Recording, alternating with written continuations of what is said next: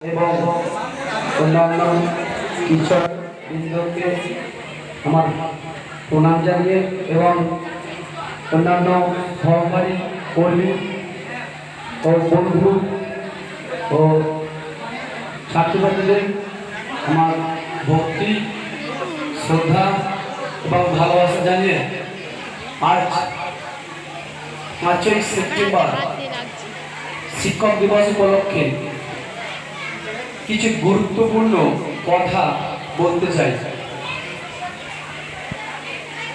আমরা পৃথিবীতে মানুষ হিসাবে জন্মগ্রহণ করেছি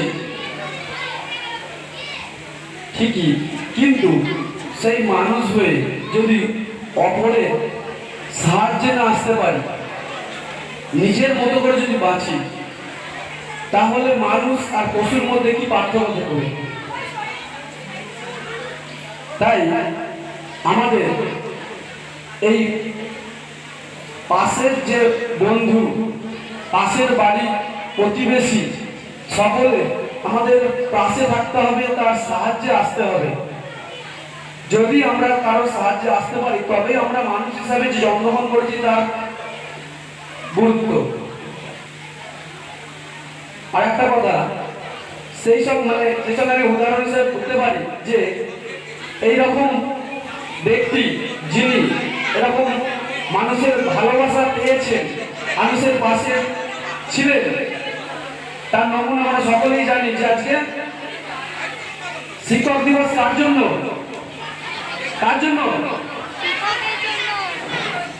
যে ব্যক্তির কথা বলছো তোমরা, সেই ব্যক্তি কিন্তু সাধারণ মানুষ ছিলেন না, তিনি অসাধারণ ছিলেন। যখন তিনি টিচার কলেজ থেকে যখন ফেয়ারওয়েল পেয়েছেন, সেখান থেকে যখন তিনি স্টেশনে যাবেন, কলেজ থেকে স্টেশনে যাবেন গাড়ি পথে, সেই গাড়িটা ইঞ্জিন না চালিয়ে এমনি এমনি গিয়েছিলেন স্টেশন পর্যন্ত। গাড়িটা ফুলের মাধ্যমে সাজানো ছিল,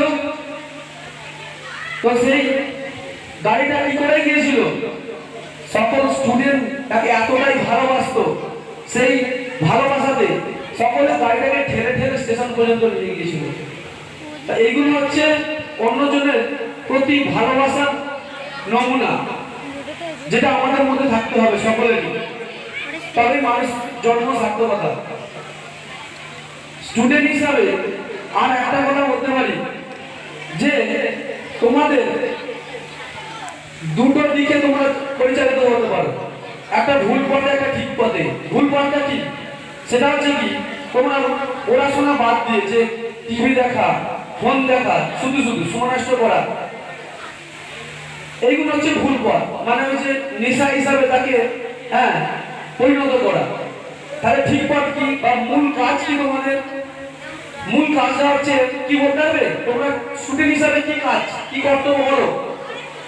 পড়াশোনা করা। ইংলিশের আগে বলে, ইংলিশে বলেছে যে পড়াশোনা করা। সকলেই জানা উচিত তোমাদের একটাই, পড়াশোনা ছাড়া অন্য কোনো কথা নয়।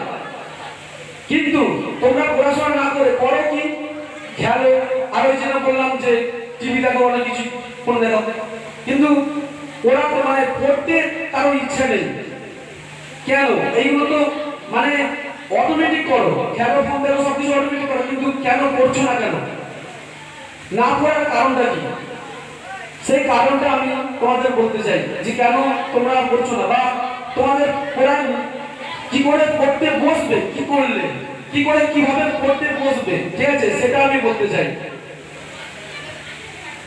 এর প্রসঙ্গে আমি একটা উদাহরণের সাহায্য নেব। সেটা হচ্ছে, মনে করো কোন একজন ব্যক্তি সে মরুভূমি অঞ্চলে বেড়াতে গিয়ে পথ হারিয়ে ফেলেছে। এইভাবে একদিন গেল, দুদিন গেল, 3 দিনের মাথায় দুপুরবেলা উপরে রোদ্দুর আছে, নিচে সে হাঁটার ক্ষমতা নেই, বাড়ির মধ্যে শুয়ে পড়েছে। ওই সময় তার কি ইচ্ছে যাবে একটু ফোন দেখতে না টিভি দেখতে? বলো, ওই ব্যক্তির খেলতে ইচ্ছে যাবে নাকি কি করতে ইচ্ছে যাবে? বলো, তার কি দরকার? জল। তোমরা বলেছো কিন্তু জল। তাহলে এটাই আমি বলতে চাইছি যে তোমাদের পড়াশোনার ক্ষেত্রে এরকম একটা বিষয় চাই যার জন্য তোমরা পড়বে। সেটা কি? সেটা হচ্ছে কি যে তোমাদের একটা উদ্দেশ্য দরকার। ওখানে যেন একটা কারণ ছিল যে তুমি তোমার জল চাই বাঁচার জন্য। মেন বাঁচতে হবে আমাদের প্রত্যেকটি মানুষের বাঁচার জন্য খাদ্য জল চাই। ওখানে ফার্স্ট টাইম তুমি চুজ করবে জলকে। তো তেমনই পড়াশোনার জন্য তোমাদেরও একটা গুরুত্বপূর্ণ বিষয় সেটা হচ্ছে কি যে যে দিকে উন্নতি করতে চাও তোমরা একটা টার্গেট ফিক্স করতে হবে বা উদ্দেশ্য তোমাদের নিতে হবে যে কোন তোমরা কি জন্য পড়াশোনা করবে কারণটা। একটা জিনিস আমরা যেখান থেকে চিন্তায় উঠবো তখনই যখন আমাদের মনে হয় যে চিন্তায় প্রয়োজন আছে তখন আমরা চিন্তা করবো, শুধু শুধু কেউ চিন্তায় উঠতে যাবে না। এবং তার জন্য যে সিঁড়িগুলো আছে সিঁড়িগুলো হচ্ছে আমাদের এক একটা স্টেপ, সেই স্টেপগুলো যখন পূরণ করবে তখন একটা সময় চিন্তায় উঠে পড়বে। না হলে নয়। তেমন আমি বলছি কেউ যদি মনে করো ডাক্তার হবে, ডাক্তার হওয়ার জন্য কিছু স্টেপ আছে। উচ্চ মাধ্যমিক পরীক্ষা দাও, জয়েন্ট দাও, তারপরে কি আছে না ডাক্তারি পড়ার জন্য তুমি ভর্তি হবে কলেজে, 4 বছর পরে ডাক্তার হয়ে যাবে। তাহলে স্টেপগুলো যা ক্লিয়ার থাকবে সে পরপর স্টেপ ফিল আপ করবে পৌঁছে যাবে। তাহলে স্টেপগুলো যা ক্লিয়ার নেই, পরিষ্কার নেই, সেই একমাত্র সে পিছিয়ে থাকবে, পড়াশোনা তার ইচ্ছা থাকবে না।